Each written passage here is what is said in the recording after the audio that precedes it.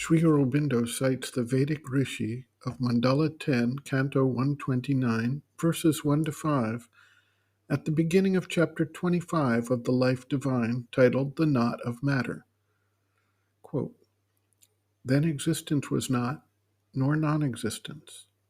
The midworld was not, nor the ether, nor what is beyond. What covered all? Where was it? In whose refuge? What was that ocean dense and deep? Death was not, nor immortality, nor the knowledge of day and night. That one lived without breath by his self-law. There was nothing else, nor aught beyond it. In the beginning, darkness was hidden by darkness. All this was an ocean of inconscience. When universal being was concealed by fragmentation, then by the greatness of its energy, that one was born. That moved at first as desire within, which was the primal seed of mind. The seers of truth discovered the building of being in non-being by will in the heart and by the thought. Their ray was extended horizontally. But what was there below? What was there above? There were casters of the seed. There were greatnesses. There was self-law below. There was will above." End quote. The oneness of the creation is true, both in the vast material universe of space and stars and planets, albeit in a state of unconsciousness, as well as in the awakened spiritual consciousness that encompasses the entire creation with full awareness. We see in the manifestation an evolution of consciousness out of the inconscience of the material universe to a status of differentiation of forms and the development of planes and layers of consciousness as the awareness grows and develops.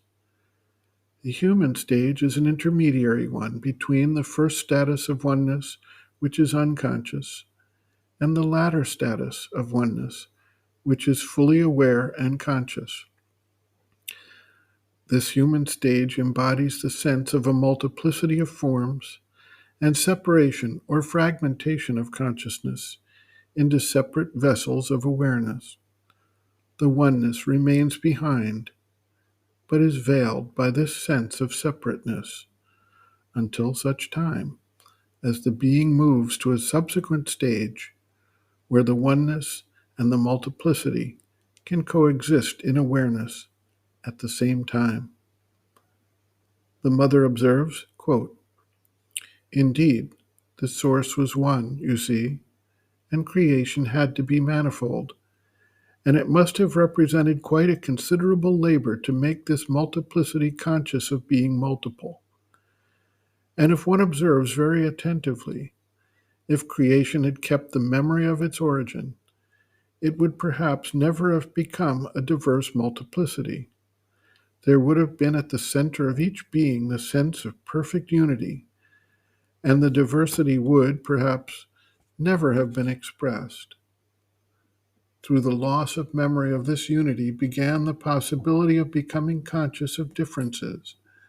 And when one goes into the inconscient, at the other end, one falls back into a sort of unity that's unconscious of itself, in which the diversity is as unexpressed as it is in the origin. At both ends, there is the same absence of diversity. In one case, it is through a supreme consciousness of unity. In the other, through a perfect unconsciousness of unity.